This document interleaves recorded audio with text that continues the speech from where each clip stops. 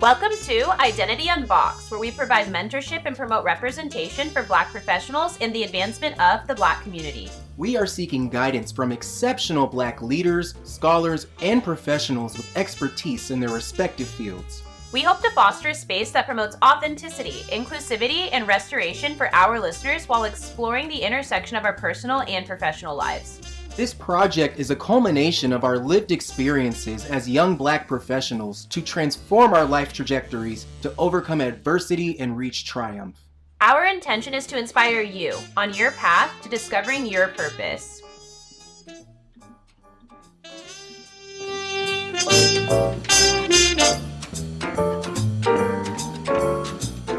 Well, Marcus, thank you so much for joining us for this episode of Identity Unboxed. You are the founder and a publisher of the South Seattle Emerald. You're the founder of Hinton Publishing that you just founded, and you're also a Seattle Times columnist. And you have just done so much in the community, so thank you for joining us, and we're super excited to have you here today. And our first question for you that we have is, you are the founder of the South Seattle Emerald, which recently celebrated its 9th anniversary. You founded the Emerald with the goal of delivering news to carry out the original purpose of journalism, to uncover the truth and share stories within local communities. Can you share your journey of following this inner calling? Yeah, well, one, I just want to say thank you so much for having me. It's such an honor and pleasure to be here. Y'all remind me very much of, talking about the Emerald, you very much remind me of, when I started the Emerald. And again, like you said, it's just celebrated 9 years, and I hope for as much success for you all and Identity Unboxed. I would say in terms of my journey with the Emerald, it definitely wasn't linear. I originally started with the intent of going into, career-wise, I should say, with the intent of going into finance. Even though I had wanted to be coming out of high school, I wanted to go into, either be an English major or a journalism major. I was, somebody steered me away from that. A mentor at the time and said, you are a poor kid from a poor area of Seattle, meaning Rainier Beach, where I grew up. And you should, go into something that can make you money. And so I ended up majoring in finance and working for the investment world for a little while. And it just started to feel very soul-sucking and very eroding of my integrity, in the sense that I was taught that, for instance, I was taught that if you're in a conversation and you determine within 5 minutes that you can't make money from the person, then you need to end that conversation, right? Like everything, everyone, every moment is, to be commodified and, put through this calculus of how much you can extract. And I honestly knew that just wasn't me as a human being. Even though it provided you with the trinkets and so forth, and as a friend of mine says, the golden handcuffs, right, where you you have sort of luxury, and you have you have the glitter of life, but you don't have the substance of life. And so it took maybe 5 or 6 years, and I really wanted to move into something that was just much more fulfilling. And so I was in California at the time. There was a life event that happened, and I ended up moving back to Seattle, Washington, where I was born and raised, 206, until my mom back. And, really just went to searching for something that I felt was fulfilling. And so I talked to a friend of mine. He said, hey, when do you envision that you were the happiest in life in terms of, doing an activity or doing a task or doing a hobby? And, I told him it was storytelling and writing. And that has always been something that has been beneficial to me. Yeah, and really been nourishing to me, I should say. Like when, I was young, super young. I'm not that old now, but when I was super young, my father would always, literally sit by the fireplace and, tell me and my siblings these great stories. And, it was something that always just appealed to me. And so, he said, well, why don't you, actually become or look into becoming a journalist? And at the time, I didn't want to go back to school. was a little older. And so I said, if journalism, I believe, is something that can be more or less a trade, then why don't I just treat it that way? And so what I did was I emailed and cold called every single journalist that I knew and respected in the greater Seattle area. So people like Jerry Large, who was a columnist at the Seattle Times at the time, Sonia Green Ayers, who was she was just Sonia Green back then, but she was the head news director over at KCTS 91.3 FM, Sarah Studeville, who was heading up the Globalist, Mark Baumgarten, who was the editor-in-chief over at Seattle Weekly. And I just asked them if they would, mentor me. And, surprisingly, they did. And, that's kind of what set me on my way. And then I was working for, I shouldn't say working, I was writing for free for a small publication. And, it was okay, but it seemed like they more were geared around, the sort of the crime aspect of news and covering the South Seattle area. And, I grew up there. So I knew that we were more than just that. Like, I knew that we, at that time, 70 something different ethnicities or 90 something different languages with artists and intellectuals and, entrepreneurs. And I wanted to showcase that side of our community. And so, the one good thing about being a finance/business major was that, it does teach you some entrepreneurial skills. And so I said, if I'm going to do this, why not just try to do it the way in which I think it should be done? I'd already spent, too long, I should say, like kind of working for somebody else and their vision and their goal of life, whether that was, in finance or elsewhere. And so my thing was like, if I really am going to commit to this and I want to commit to something that I truly believe in. And so, that sort of sparks the South Seattle Emerald.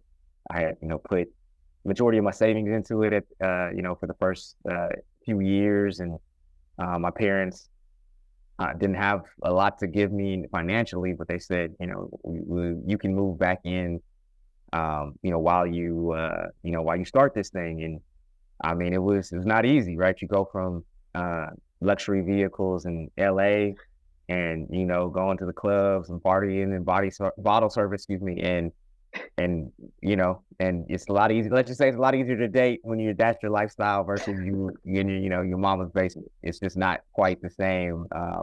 Not quite the same appetite for dating. But anyway, right. Yes.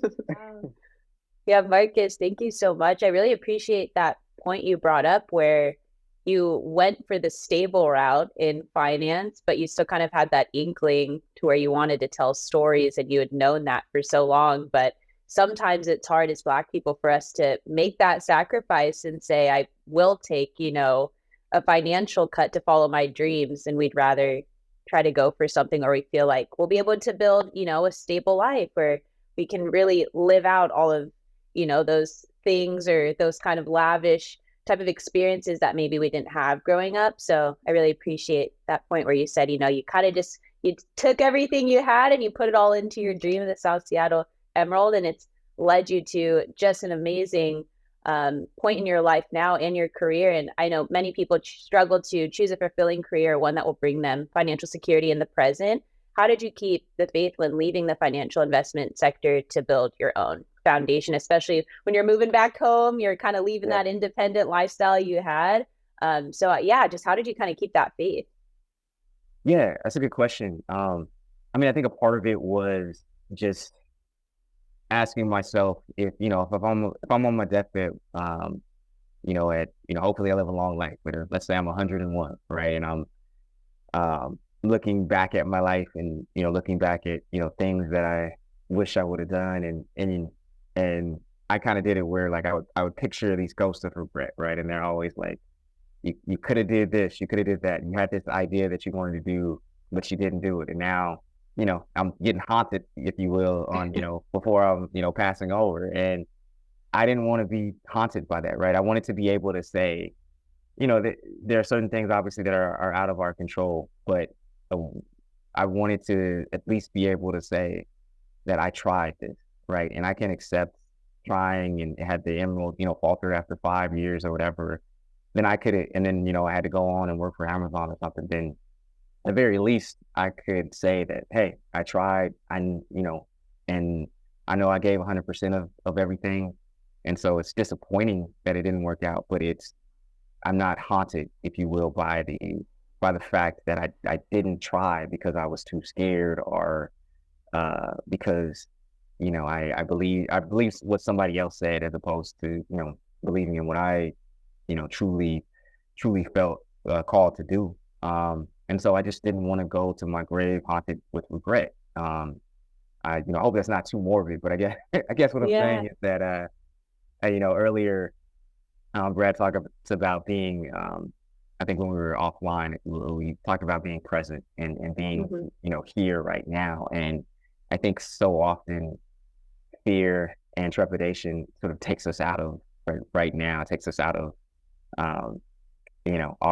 our power many times, right? And our vision, because there's no way we could do X, Y, and Z. And so I always believe that, look, at the end of the day, how I've defined failure is having, halted, any type of progress, or halted your, moving towards your dream because you're too scared to do it, as opposed to just going out and do it. And my thing is, like, you never know, right? You never know what can come from that. I look at, it's just at I believe you were all were there too, at the 9th anniversary party for the Emerald. Yeah, it was amazing.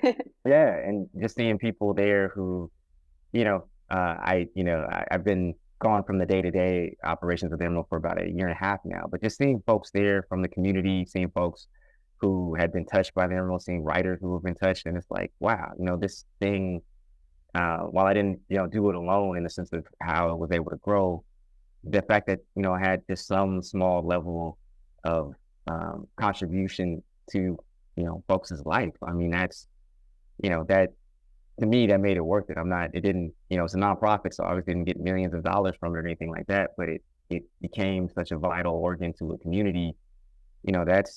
That's not nothing, so. Exactly. And you should be so proud of that. And I applaud you, and, thank you for walking in your truth and being an example in our community, because I think I've talked about this in the past, but like you said, it definitely wasn't too morbid. Like, you don't want to go to your grave and being like, wow, dang, did I deviate from my purpose? Like, what was I doing my whole life? Like, did I waste my time here? Did I do what I was meant and called here to do? And, I feel like your experience is so similar to so many people, because we're so busy listening to what the world tells us to do, or what the world thinks we should do to fit in a box in this society. Or, it's always about get the bag, or get the money, the money. And so we're so focused on chasing a bag instead of chasing our passions, and when I first came to UW, and I think Tiana has a similar experience where, I was told by so many people that I wouldn't be able to get a job if I didn't, go into STEM. And so I was going into pre-nursing because I was like, well, I'll listening to my family and peers, I'll be able to get a job anywhere in the world. Like, it might not be what I want to do, but it's about having the security, right? And what I realized is that, I need to have that abundance mindset. I can't go into things out of, aiming for financial security, because essentially what is that? Operating in fear, right? Because you're like, if I follow my passion, it may not work out. So I need to stay in this box and do what's safe. And I think it's so amazing that you just stepped out of that box, and, now you're able to kind of revel in that and look at your own impact. So Appreciate you saying that. I will say, I kind of, I look at things, and that you could have, you doing one thing means that you're not able to do something else, right? Because you can't, you going down one road, halt you from going down another.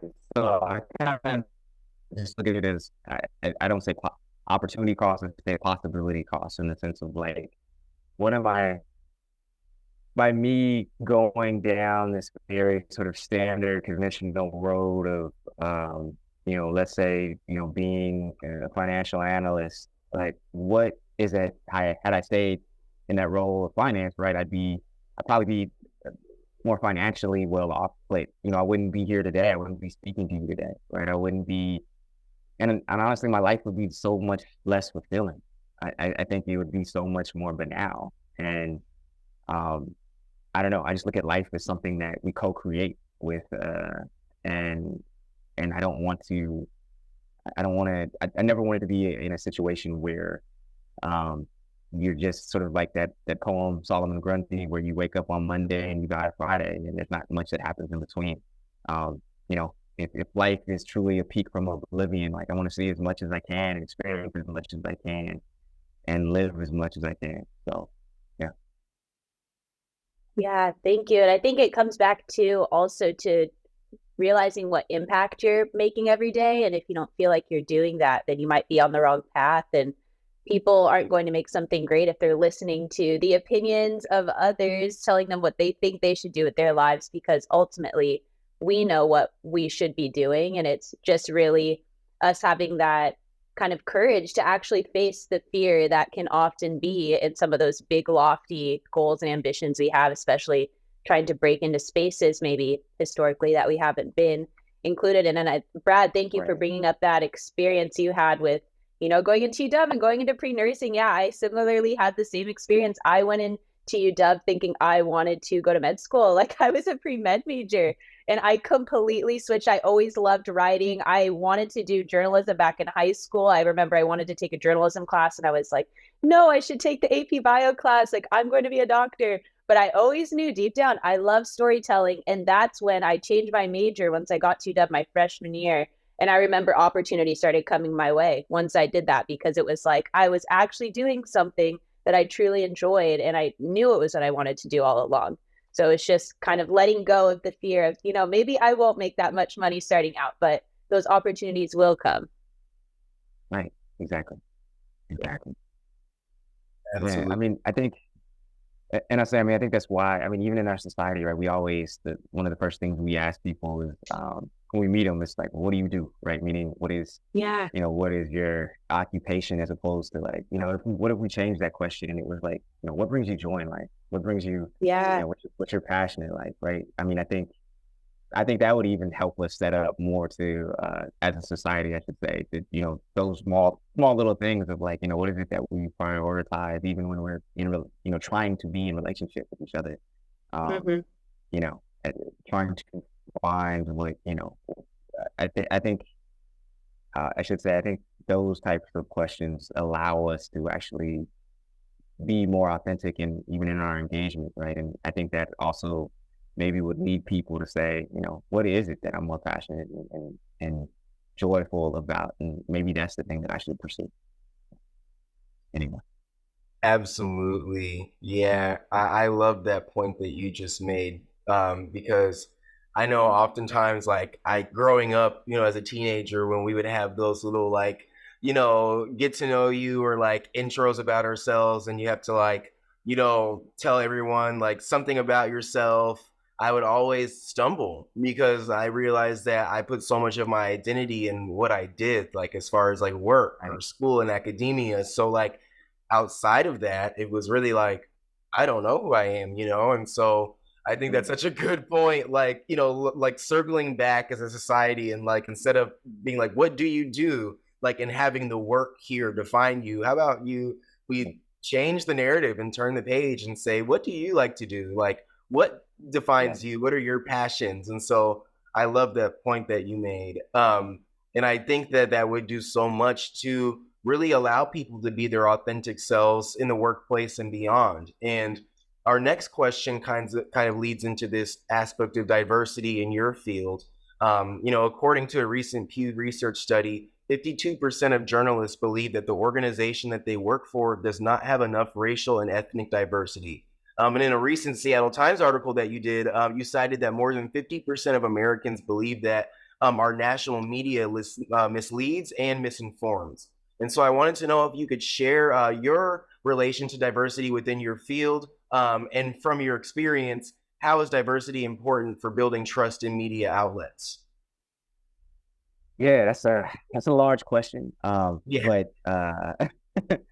But I would say, right, I mean, if just taking it back to what journalism is supposed to do, how it's supposed to be this sort of mediator for so many folks in terms of, whether it's bringing, as a leveler of power, right, between rich and poor, between, those who have power in society and those who do not, those who have an outside voice in society and those whose voice is muffled. I think, unfortunately, that's a lot of, what we see now with media. It just doesn't do that. And a lot of that is because it very much has an economic incentive, I think, to, keep eyeballs on a story or keep eyeballs, coming back to a website as opposed to trying to be sort of that beacon of trust. And I think, like any relationship, whether it's journalism, whether it's a friendship, whether it's a romantic relationship, whether it's a business relationship, you have to have, you have to build trust, and you build trust through time, right? You build trust through not just being there on somebody's worst day, like a lot of, like, let's say, without calling any broadcast media out, there's a lot of local organizations who, they're there in Rainier Beach when there's a shooting, right? When there was a recent shooting at a Rainier Beach Safeway and people descend down there, right? But those same people weren't there, a week or two before when there's, a community event, when there are people and organizations that are attempting to have, gathering, to address, gun violence, not even just to address gun violence, but just to be together as a community and to meet each other. And so I think when you, to take it back really quickly to your original question about diversity, I think why it's so important is that it allows people to hopefully gain and have, trust within a media ecosystem. I'll say it's harder, particularly like when I was, when I first started the Emerald, I noticed how hard it was for residents in the South Seattle area to even connect and communicate with, most media sources and, in Seattle, because to be real with you, most of them were, white folks who weren't even from Seattle, who were coming in, parachuting into their neighborhoods, wanting to get a quick quote, being very transactional about it. Like, hey, can you tell me about this real quick?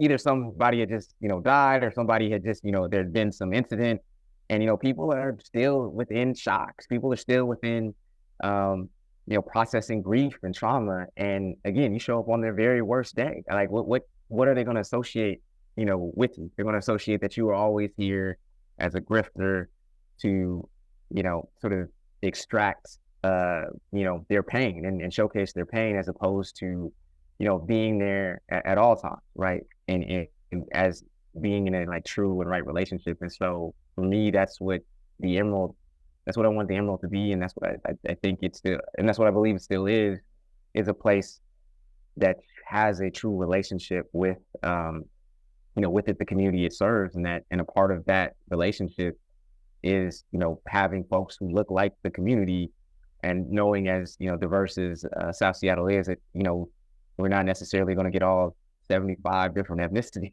but you can definitely get folks who, have been in relationship with that community, who knows what that community is about, who has institutional memory of that community, who, who's there in the coffee shops, Monday through Friday, and who is out and seen in the community, who people know by their names, their first names, and isn't just like, who is this? Who are you? Who are you with? I think those things are important. And the fact is that I think a lot of media outlets, because they are based on a bottom line of, we need to get this story so we can sell this advertising, so we can, sell X, Y, and Z. That doesn't lend itself necessarily to, I think, prioritizing what it means to build a relationship with the community. And that means, yes, that of course means diversity and looking like the community that you serve, but it also means providing, and having space for time and for listening to the community and being there, even when it's not for a story, but just being there. That's, to me, that's what, true journalism journalism is about. It's being as a sort of to a community, not as a service to, the almighty dollar. Wow, that's such a poignant point that you bring up when it comes to this idea of like extractive reporting. It's more of a journalism question that I have for you, but how do you think that media can combat extractive reporting? I know you spoke about relationship building, but do you have any other insight that you could share about those kind of relationship building techniques with marginalized communities? Yeah, I'll say a part of it is just truly being present in the community, even when, you don't have a story to tell, like whether that's, being at a community event, just checking in on somebody, being at a place, the coffee shop like the station in Beacon Hill, where, people are coming in and out, and you can be seen, as a presence, right? I think the more that you can be seen as sort of an institution and function and servant of the community, then the better, right? That, I'll say that by doing that, those have been the ways I've been able to quote unquote get the exclusives and get folks to talk to me who wouldn't talk to anybody else or any other news organization, because they know what I'm about. They know that I'm, and they know that I'm not just there to, try to, again, extract, something in a ham-handed way in some article that, is free of nuance and complexity, and essentially just feeds into a stereotype of, of the community, of a, Black and brown community, that that it's bad or it's violent or it's, X, Y, and Z. And so I would say, just in terms of, if there are media professionals who are listening to this, I would say, I mean, it's a lot of hard work in the sense that it takes time. It's nothing that's overnight. It's nothing that's instantaneous. It's like any other relationship you build, particularly with the community. It's going to take, time, and not everybody is going to necessarily trust you, even if you spend 2 or 3 years there. But I think at the very least, you need to put in the work so that people can identify, what you're about and identify your values as a reporter. Absolutely. I think you bring up such a good point. And gosh, this is something that has been personally frustrating me so much, even beyond media, but even just with local organizations that are, doing good for, the city and, for social issues across the state, is like when we look at communities like South Seattle, we see that they are, disproportionately impacted by things like gun violence. Yet there's sort of this, performative, aspect to things like you said with when it comes to the media and even beyond, where it's like a lot of, organizations don't get involved in the community until like there is a shooting or until something bad does happen. And I love the point that you made, because now it's like we need to turn that page and say, okay, like, how do we stay involved in these communities even when there's not a shooting? How do we build those relationships so that we can be more proactive when it comes to these things, instead of just always, reacting? And it almost seems like, it's sad. It's like capitalizing off of the trauma, right? Because, Right. People aren't in the community on a day-to-day basis looking to make those tangible changes, but they're there for the headline, right? They're there for the media. Donate, look at the shooting, but it's like, what are you doing in the community, And I think that's such a good point that you make, just about the importance of, people coming to the city and, kind of putting their own ventures before actually making, the city a safer and better place. And I think that can apply to almost every industry, especially in public service and in journalism. So thank you for making that point, because it needs to be said, like, get in these communities, do something, make tangible change. Stop just coming for the traumatic headlines and profiting off of our trauma. Amen. Yeah. Yeah. Definitely. Yeah. Thank you so much for sharing your insight, Marcus. That was really great. Been switching gears a little bit, just to dive more into your journey of pursuing your passion of storytelling. You did share that your father has had a huge influence on your life, and I would just love to hear more about some of the advice that he'd kind of given you along the way, and just how he kind of continued to encourage you to go down this kind of new path that you were on and kind of leave the stability too and be an uncertainty. Tune in next week to hear part 2 of this episode. Thank you so much for listening to Identity Unboxed.